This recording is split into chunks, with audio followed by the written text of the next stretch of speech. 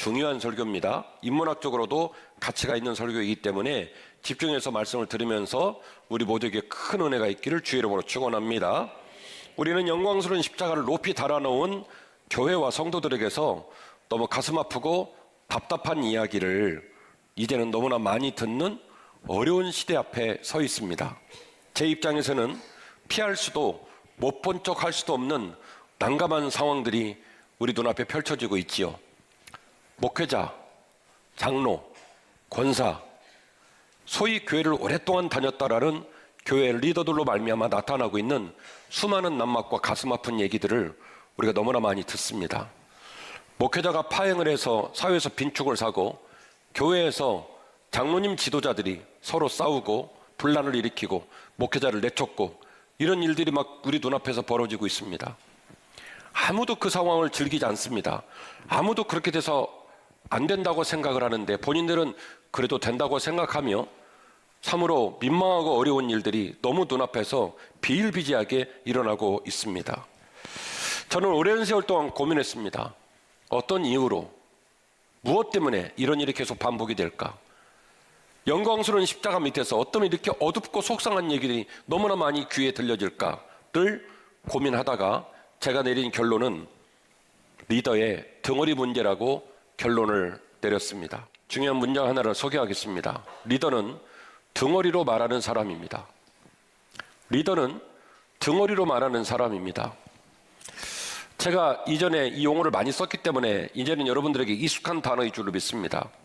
우리가 말을 할 때는 덩어리라고 말을 합니다. 정확히 말씀드리면 등과 허리입니다. 그리고 표준 국어 표현법에 따르면 쓸 때는 등어리로 쓰자라고 약속을 했기 때문에 뜻은 덩어리이지만 말은 덩어리로 말하지만 쓸 때는 덩어리로 씁니다. 리더는 덩어리로 말하는 사람이에요. 자, 보세요. 리더가 말을 뭘로 하냐면 덩어리로 해요. 그러면 리더는 정작 자기의 덩어리를 볼 수 있겠습니까? 없겠습니까? 못 보는 거죠. 아무리 몸부림쳐도 덩어리를 못 봐요. 그래서 본인의 말, 본인의 주장, 본인의 마음은 거울 앞에 서서 분치를 할 수 있습니다. 자기가 볼 수 있으니까요. 눈곱이 낀 걸 보고요. 목소리가 잘못됐다는 걸 느낄 수 있습니다. 그래서 얼굴과 말과 마음은 거울 세워놓고 본인이 수습이 가능해요. 근데 문제는 리더는 말로써, 얼굴로써, 관직으로서 공동체를 움직이지 않아요. 리더십이 좋은지 나쁜지, 존경을 받을 만한지, 비판을 받을 만한지 본인이 결정을 못 내립니다. 왜냐하면 리더는 뭘로 말하냐면 말로 말을 하는 게 아니라 직위로 말을 하는 게 아니라 덩어리로 말을 하기 때문에 그렇습니다. 리더가 덩어리로 말을 한다는 말의 의미는 뭘까요? 리더의 족적, 리더의 삶, 리더의 삶에 묻어진 삶의 진실을 말하는 겁니다. 따라서 정작 본인이 높아지고 싶고 본인이 존경받고 싶고 본인이 리더로서 우위를 점하고 싶은 그 욕심이 본인에게 있긴 하지만 본인이 원했던 그 모든 건 본인이 가질 수가 없고 본인이 만들 수가 없고 누가 만들어주는 거냐면 리더를 따르는 공동체, 리더를 섬기는 공동체 구성원들이 본인이 원하는 걸 만들어주는 구조가 리더십의 구조예요. 얼마나 이해를 하실지 모르겠지만 왜냐하면 덩어리는 스스로 볼 수가 없기 때문이다. 아무리 덩어리를 보려고 해도 볼 수가 없어요. 리더를 따르는 공동체 구성원들만 누구를 볼 수 있냐면 리더의 덩어리를 볼 수 있고 당사자인 리더는 자기 덩어리를 못 본단 말입니다. 그래서 그 리더의 삶과 그 리더의 진실된 삶의 무게가 묻어나는 덩어리를 제3자들이 보고 희망을 갖고 기대하고 감동받고 존경을 하든지 아니면 그 리더의 덩어리를 보고 절망하고 실망하고 그 공동체 구성원이라는 걸 수치스러워하든지 둘 중에 하나로 결판이 납니다.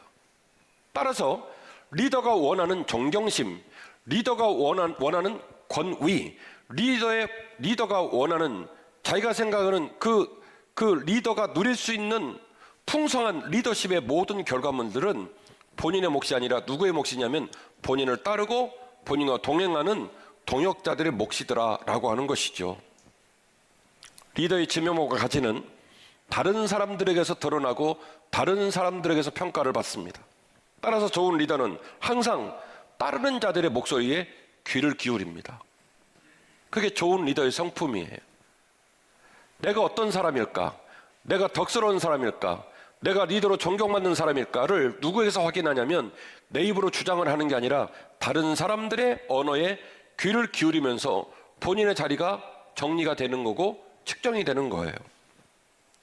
오늘 이 귀한 설교의 논점을 모세와 이드로 이야기를 풀어가면서 우리가 위대한 교회를 이뤄나가는 일에 가장 중요한 리더 문제를 화두로 들고 올라와 오늘 말씀을 전하니 리더이신 분들에게도 은혜가 되시고 리더를 세우고 리더를 따라야 될 우리 모두에게도 우리가 어떤 리더를 세워야 되고 우리가 어떤 리더를 따라가야 하는지, 어떻게 걸어야 우리 교회가 살아나고 어떻게 걸어야 우리가 하나님의 영광이 될 수 있을런지 정확하게 기준을 배우시고 그 기준을 마음에 품으시고 그렇게 리더를 뽑으시고 그런 리더가 세워져서 하나님 기뻐하시는 거룩한 교회, 하나님의 영광이 되는 교회 될 수 있도록 우리 모두가 함께 그 길을 걸어가 주시기를 간곡히 부탁을 드리겠습니다. 첫 번째입니다. 공동체의 리더가 없는 구조는 공허합니다. 오늘 본문의 말씀 13절인데요. 이튿날 모세가 백성들을 재판하느라고 앉아있고 백성들을 아침부터 저녁까지 모세 곁에 서 있었다. 모세의 장인 모세가 이 모습을 보고 모세에게 말을 했다. 네가 이 백성에 행하는 이 모든 일들이 어찌 됨이냐? 어찌하여 너는 홀로 앉아있고 백성은 아침부터 저녁까지 모두 몰려와서 네 곁에 서 있느냐? 이렇게 말을 겁니다. 이게 바로 오늘 본문의 말씀 18장 13절에 나타나고 있는 난맥상입니다. 저 좀 봐주실래요? 자, 원래 출애굽을 한 백성들은 장정만 60만입니다. 여인과 아이들을 생각하면 학자들에 따라서는 120만 명, 많이 잡는 사람은 심지어 200만 명을 잡습니다. 자, 이 모든 사람들은 어느 법 아래 있었죠? 어느 문화권에 있었죠? 이집트 문명에 있었어요. 그러면 최고 지도자인 파라오, 그 밑에 국방부 장관, 국무총리 다 있죠. 도지사 있고 군수 있고 시장 있고 그리고 구청장 있고 그리고 관공서 다 있고 재판장 있고 검사 있고 판사 있고 그랬단 말이에요. 그래서 모든 조직의 리더들이 촘촘히 배치가 돼 있는 5대 문명의 하나인 이집트 문명 속에서 430년을 산 거예요. 그러니까 뭘 처리할 때마다 찾아갈 곳도 있고 만날 사람 있고 착착착 돌아가는 시스템 속에서 살다가 광야로 나온 겁니다. 나와가지고 텃밭을 만들기로 했는데 이 씨하고 김 씨가 텃밭을 만들었는데 그 다음날 이 씨가 말하는 거예요. 너랑 나랑 5대5로 하기로 했잖냐. 김 씨가 말하는 거예요. 5대5로 하기는 했지만 어제 괭이를 들고 팔 때 내가 6칼 팠잖냐. 그러니까 난 6칼 써야 된다. 그렇게 싸움이 난 거예요. 그러면 누구 찾아가야 돼요? 아니 이거 잼폴 예를 들잖아요. 그런 일이 일상에 그런 일이 벌어지면 누구 찾아가야 됩니까? 모세 찾아가야 되죠. 이집트 문화권 안에서는 그들이 만나야 될 이 말단부부터 시작해서 시스템에 따라서 찾아갈 체계와 질서와 자리가 다 있고 리더들이 있었어요. 찾아갈 사람이 없는 거예요. 그래서 무려 120만 명이 누구 찾아가냐면 아침부터 모세를 찾아가는 거예요. 모세는 그 모든 사람들을 끌고 그 모든 사람들을 치료하겠다고 아침부터 앉아서 재판을 하고 앉았고 수많은 사람은 그 곁에 서 있는 겁니다. 저 잘 보세요. 공동체가 질서가 없고 조직이 없고 리더가 없으면 어떤 일이 벌어지냐면 혼란해집니다. 그야말로 난장이 되는 거예요. 앞인지 뒤인지 모르고 일을 풀 수가 없어요. 일은 터지고 있고 다들 고민하지만 그걸 어디서 어떻게 풀어야 할지 맥락을 못 잡으니까 구조가 세워지지 않고 그 구조를 집행하는 리더들이 세워지지 않으면 공동체는요 혼란스러운 공동체가 됩니다. 반대로 조직이 만들어지고 그 조직 안에 리더들이 세워졌는데 그 리더들이 좋은 리더가 아니면 어떤 일이 벌어지냐면 조직이 있고 그 조직의 각 부서와 위상에 따라서 그 위상의 역할을 하는 리더를 세워놨는데 그 리더들이 제 역할을 하지 못하고 그 리더들이 좋은 리더가 못 되면 어떤 일이 벌어지느냐. 그 공동체 구성원들이 희망을 안고 리더를 찾아갔다가 거기서 절망을 하고 거기서 실망을 하고 더 공허해지는 거예요. 이게 공동체와 리더십의 원리입니다. 공동체가 모여들었습니다. 꿈을 꿉니다. 비전을 품고 새 일을 하려고 합니다. 그런데 조직이 없어요. 리더가 없어요. 그럼 어떻게 된다고요? 혼란해집니다. 조직을 세웠습니다. 그리고 그 조직에 전부 리더를 붙였습니다. 그런데 그 리더가 제 역할을 하지 않아요? 그 리더가 좋은 리더가 되지 않아요. 그럼 어떻게 된다고요? 실망하고 절망하고 공허해집니다. 공감하시죠? 왜요? 그 사람 만나면, 그 사람과 소통하면 이 문제가 풀어질 거라고 생각했는데 더 어려워지는 거예요. 있으나 쓸 수가 없고 있으나 작동되지 않는 조직, 작동되지 않는 리더가 되기 때문에 그 조직이 죽어나가는 겁니다. 이게 리더십의 원리인데요. 지금 모세가 이런 상황에 놓인 거예요. 뭐가 없습니까? 조직도 없고 리더도 없고 혼자 다 하겠다는 거예요. 그래서 이드로가 모세에게 제안을 하는 거예요. 17절입니다. 모세의 장인이 그에게 이르되 네가 이 일을 다 하는 것이 옳지 않다.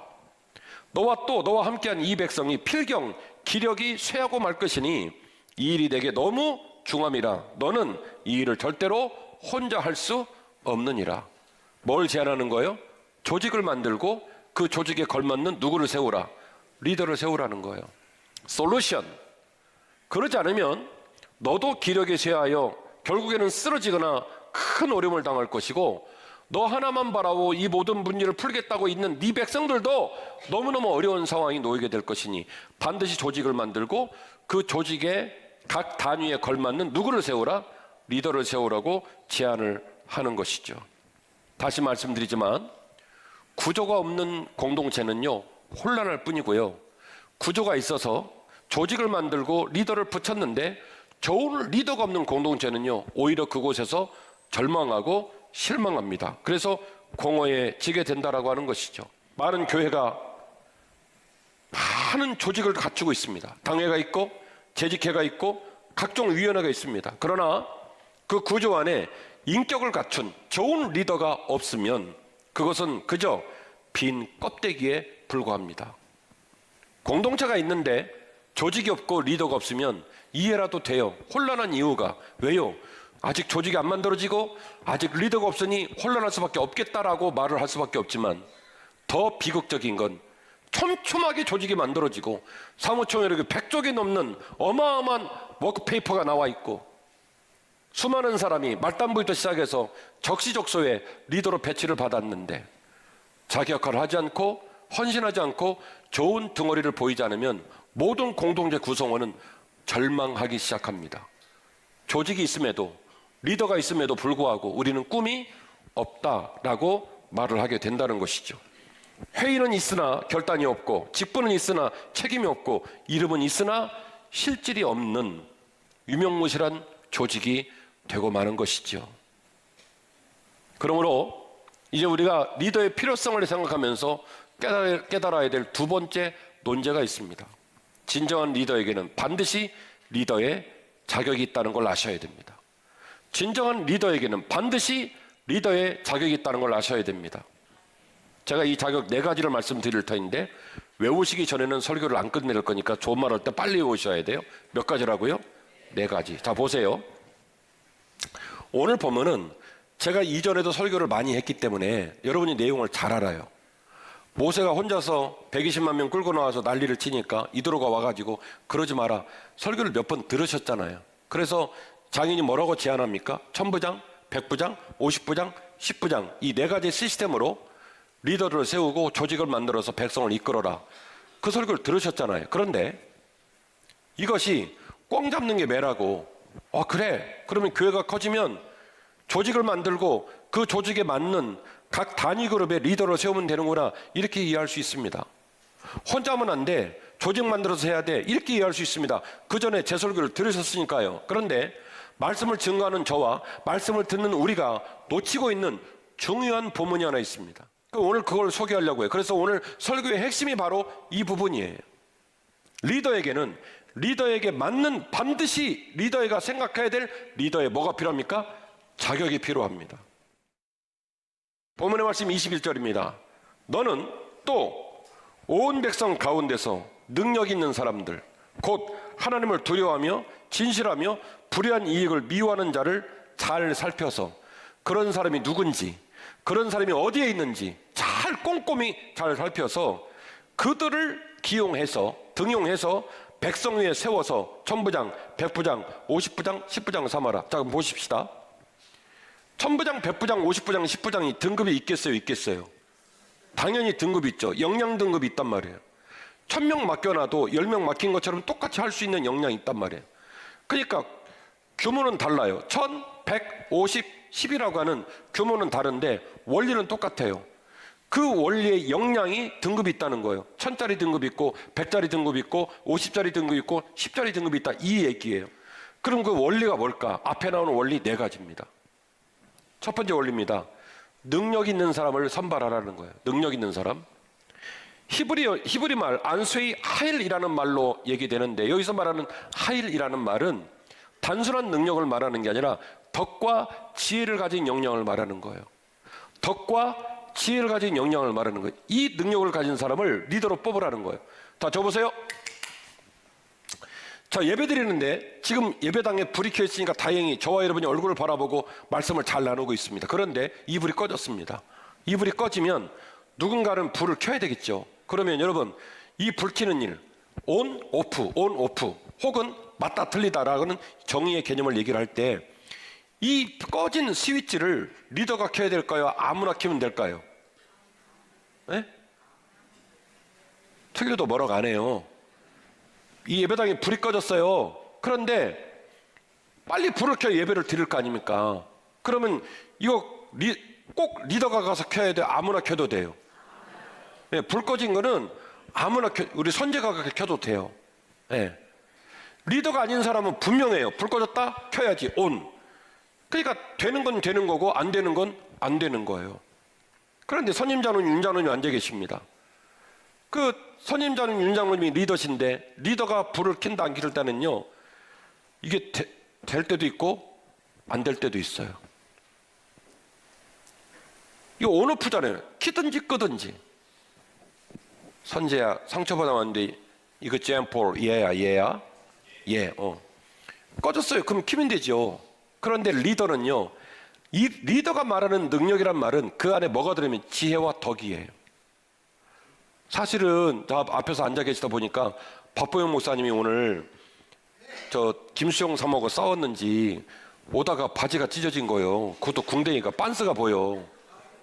아니, 얘를 든 거예요. 그래갖고 불이 꺼지니까 박보영 목사님이 꼬물꼬물하면서 지금 바지를 갈아입고 있는 거예요. 잘 됐다. 불 꺼졌는데 얼른 갈아입어야지. 갈아입고 있는, 그걸 장로님이 아셔. 그럼 많은 사람이 불 켜요. 아, 답답해. 안 보여요. 그러면 지혜를 가진, 덕을 가진 리더는 키겠어요? 안 키겠어요? 안 킵니다.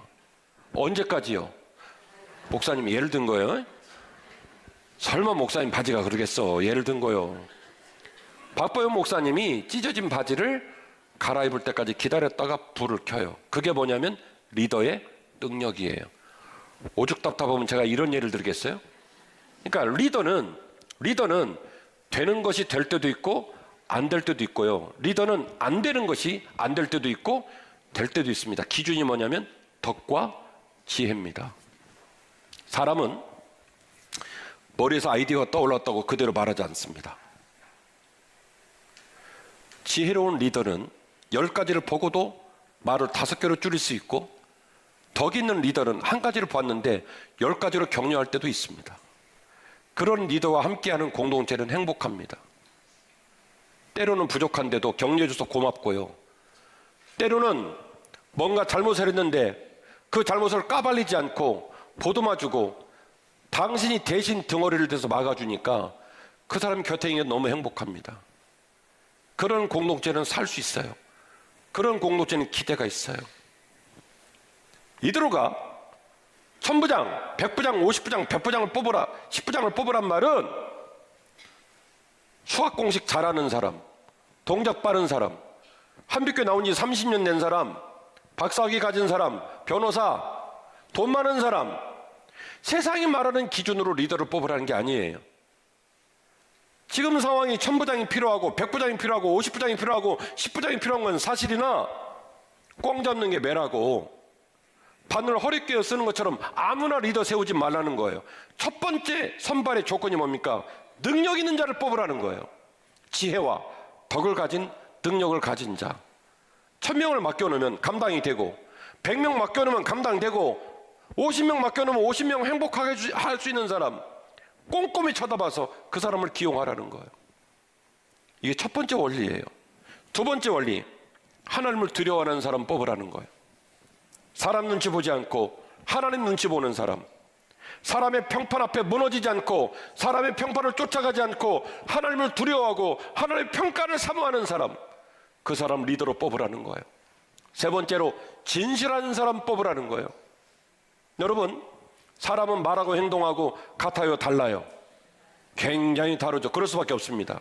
그런데 리더가 그러면요, 그 공동체는 죽어요. 죽는다고요. 사람이 진실해야 돼요.